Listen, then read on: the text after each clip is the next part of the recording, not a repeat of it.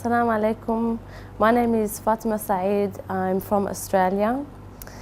In Australia, I am a property manager and I also work as an IT trainer.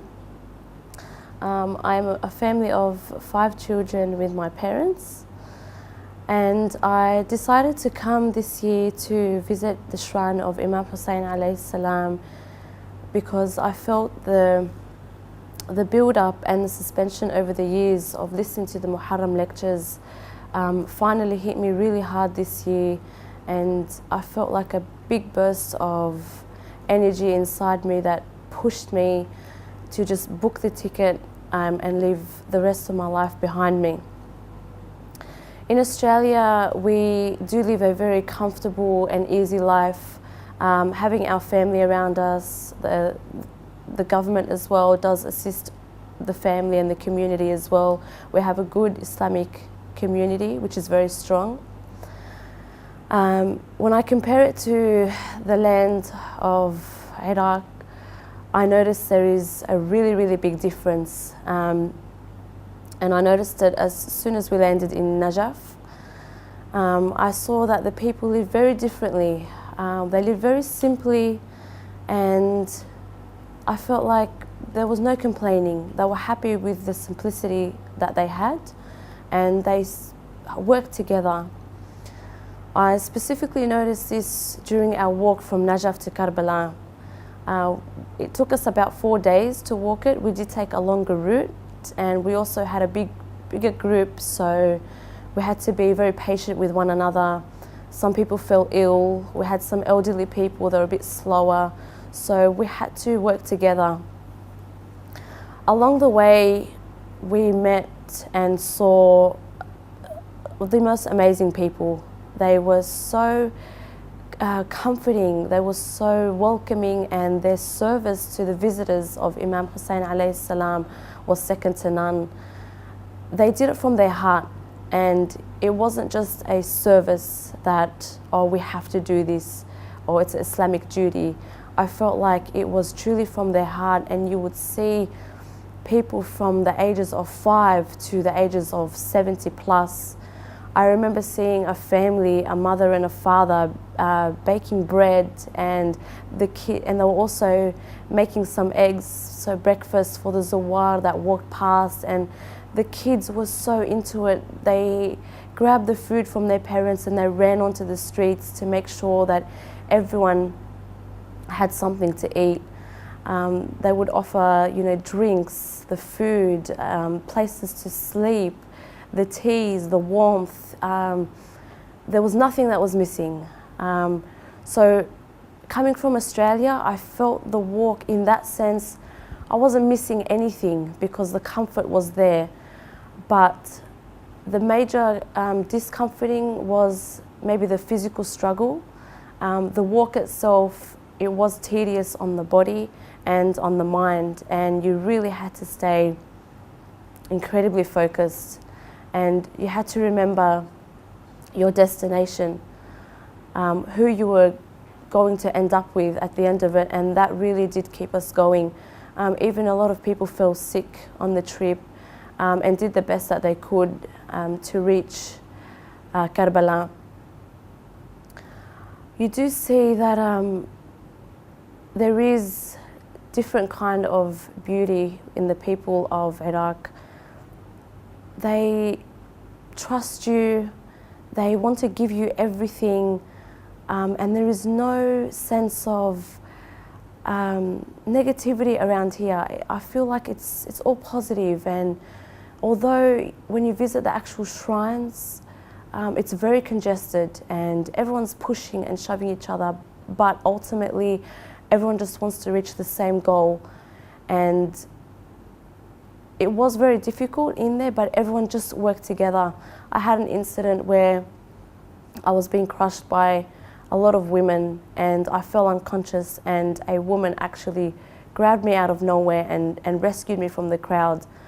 And I woke up minutes later and I thanked this woman so much, because another woman told me that I probably would have ended up dead if she didn't save me.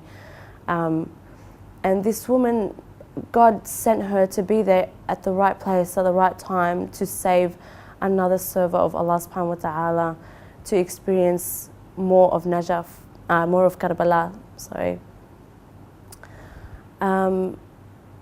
When entering the shrine of Imam Hussein alayhi salam, you enter with excitement and you enter with a lot of emotion. I remember I was walking in and my eyes were just racing across the room. I was just looking for the shrine. I just wanted to find it and I wanted to run to it. And then realized there was a long line that you had to wait, and that was part of the patience and the sabr that you had to endure to reach your destination. It's very crowded, incredibly crowded, and people are all over each other. And this is another thing that kind of came in, where people did work together. We had to try to squash ourselves between the women to try and pray.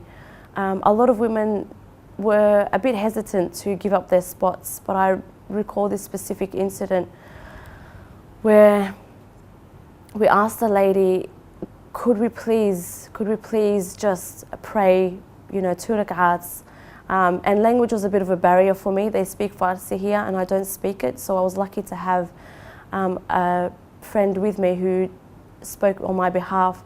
And she told the lady, please, this is her first time visiting, can we just pray the 2 rak'at and we'll be on our way. And the lady got up and allowed me to pray. After I finished my prayers, I thanked her so much, and tears were just flowing from my eyes because I saw the beauty in this lady, that she saw that there was a younger woman here that was really eager to pray, being her first time, and she selflessly gave up her spot and trusted that I wasn't going to take it and to return it back to her. After she saw how sincere we were in thanking her, the women, despite how squashy it was, they made room for us to actually pray the Jama'ah prayer. And I found that just another blessing from Allah subhanahu wa ta'ala. And I feel this land is blessed. Despite the tight situations that you're in, there is always an open door of relief. And I see it everywhere I go in this land. I actually have not come across real, there's no oppression here, there's no tyranny, it's just comfort and peaceful, and you feel the atmosphere it's so alive. People are so giving and they want to work really hard. You see the land of these people, they just work and work and work, and just to serve the visitors of Imam Hussein alayhi salam. And that's the real beautiful thing about the people here. It's so different to what we have back home, and I just wish that I can absorb and learn as much from these people as I can and take it back home so people can know that this is what the journey to Imam Hussein alayhi salam can do to people. It can change them in the best of ways. Assalamu alaikum wa rahmatullahi wa barakatuh. I'm Sayyid Elias Sikandari from Australia. I come from a family of 4 siblings, basically, including myself. I have 2 younger brothers, an older sister, and I'm truly in the blessed land of Karbala. Over here is just amazing. It is truly a paradise on earth, as they say. It is truly paradise on earth. As we can see, the great views, the amazing sights, and the wonderful people here. It truly gives you an inspirational outlook on life, a different viewpoint from what is available in the country where I am from and the country here. The comparison is great and very hard to measure if we put it on a scale, very hard and very difficult to measure. Where you see over here the tranquility and the lovely atmosphere in which everything is built up spiritually. Everything is built up on trust, love, care and emotion. Whereas in Australia, or most of the Western worlds, the comparison is quite different, and it's all about basic money-making schemes and how to get rich quickly, basically, where you look and you put aside the real outlook of life, where your focus is more material than spiritual. Over here, you really get built spiritually. It gives you a different mindset and a true understanding of what Islam is really truly about, of how much love and how much effort is put in to build such a great religion, and how much sacrifices has been made along these lines during these times to create such a wonderful atmosphere, and you can truly see it in the people's hearts here. And that's one of the biggest difference I've realized here.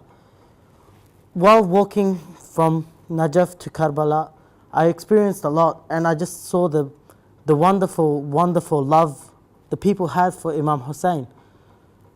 The love was truly inspiring. If you look at it in one context, it truly inspired me to see how much love they can have for an Imam they haven't seen, or they haven't even fought or been there at that time to actually experience that war and that time period. But they give up so much of their life, and so much dedication is given, and how every aspect of their life depends on how the Imams used to be, and how to treat someone in general, and how the basic building blocks of society and the basic building of blocks of a human is actually seen. Through my experience while being in Karbala, I've experienced a spiritual high, as they would say. Basically, I feel more relieved, and truly it is really difficult to grieve here. I don't know why, but for some reason grieving is very difficult here. And even though you have that sadness inside your heart, even though you feel the loss and you feel but when you feel the grief in another country, over here you don't feel that grief. You feel more of a tranquility, where you're able to relax and you're able to think and actually put steps in your life and use the example of Karbala in every aspect of your life, and actually understand a better understanding of your life. While being here, I've experienced the kindness, the generosity, and how people treat each other on a whole different aspect, on a whole different level, where people do not care about the basic needs, the basic greed, or they don't care about the basic things which are seen in the West. But you realize more that humankind is actually more human here, and that's one of the most outstanding qualities, and it's really hard to find that in the West, where everyone is so busy with their own lives that they just don't really care about what happens to you or if you're sick or not. But over here, everyone cares. Little small thing happens, you have people asking you, what's wrong, what's happening? And you really see the true inspiration and the true love they have for the Imams here. And you really want to put that in practice in every step, wherever you go. It's really different, but it teaches you a calm sense of mind, and it gives you an amazing feel.